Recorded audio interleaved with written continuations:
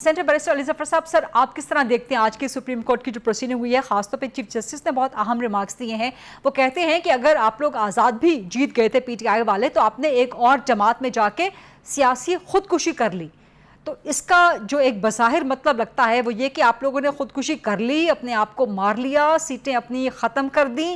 क्या यहाँ से दोबारा सियासी जन्म हो सकता है पीटीआई का? दोबारा आपको ये मखसूस सीटें मिल सकती हैं? What would you say about it?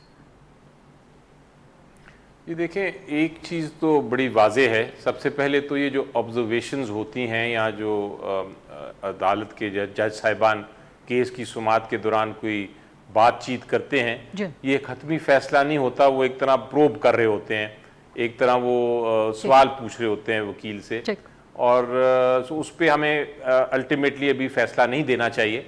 लेकिन ज़रूर एक बात ज़ाहिर थी आज की, जो अगर ऑब्जर्वेशंस को आप कोई वेट देना चाहती हैं तो उससे ये जाहिर था कि जजेस में आपस में कॉन्फ्लिक्ट है कि हमने क्या फ़ैसला करना है। इसलिए अभी तक वो नज़र यही आता है कि अभी तक जजेस ने फ़ैसला नहीं किया। अल्टीमेटली फ़ैसला कल ही, शायद फाइनल आर्गूमेंट के बाद ही वो अपना अपना हतमी फ़ैसला देंगे। लेकिन एक चीज़ जाहिर है, मैं जो प्रिडिक्ट करना चाहता हूँ वो ये है कि आइन को अगर आप देखें, ये ऑब्जर्वेशंस को छोड़ दें और जो बहस हुई है उसको भी आप साइड पे कर दें, तो आइन को सिबर देखें, सिंपली देखें, उसका सिंपल आर्टिकल्स को देखें, तो एक चीज़ तो जाहिर है कि आइन कहता है कि आपको उतने ही रिज़र्व सीट्स मिल सकती हैं जितनी आपकी सीटें आपने जीती हों, उससे ना ज़्यादा ना कम। बिल्कुल। दूसरी पॉइंट यह है कि एसआईसी को मिलनी चाहिए या नहीं।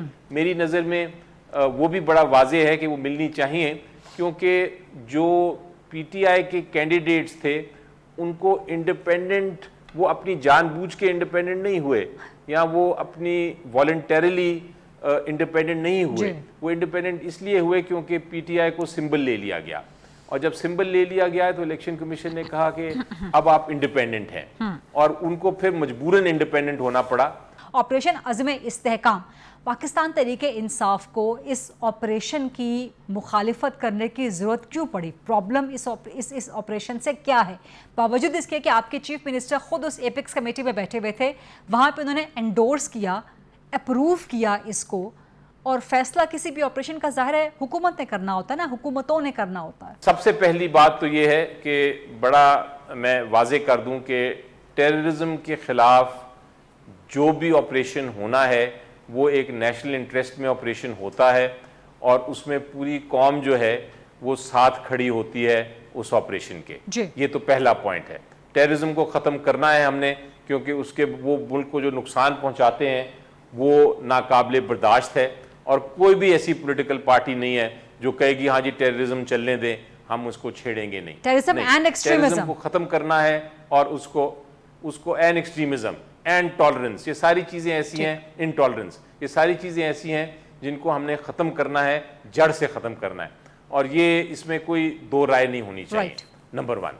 नंबर दो, जब भी आप ऑपरेशन करते हैं, मिलिट्री ऑपरेशन, तो फिर जो इस्टेब्लिशमेंट है और आपकी आर्म्ड फोर्सेस हैं, आपकी सिक्योरिटी पर्सनल है, उनको इन्वॉल्व होना पड़ता है। वो इन्वॉल्व नहीं होंगी तो ऑपरेशन नहीं हो सकता।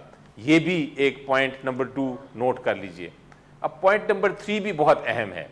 पॉइंट नंबर 3 ये है कि जब भी आप कोई मिलिट्री ऑपरेशन करने चाहेंगे, चाहे आप अपने दुश्मन से लड़ने लगें, चाहे आप इंटरनल अपने दुश्मनों से लड़ने लगें, चाहे आप कोई लॉ एंड ऑर्डर की बात करें, तो आपको कौम को साथ लेके चलना है। अब कौम आपकी कौन है? कौम आपकी सारे करोड़ा लोग हैं, लेकिन उन्होंने, कौम ने एक फैसला किया है आइन के तहत कि हम अपने रिप्रेजेंटेटिव्स भेजेंगे, यानी कि कौम ने एक पार्लियामेंट बनाया है कि ये लोग हमें रिप्रेजेंट करते हैं।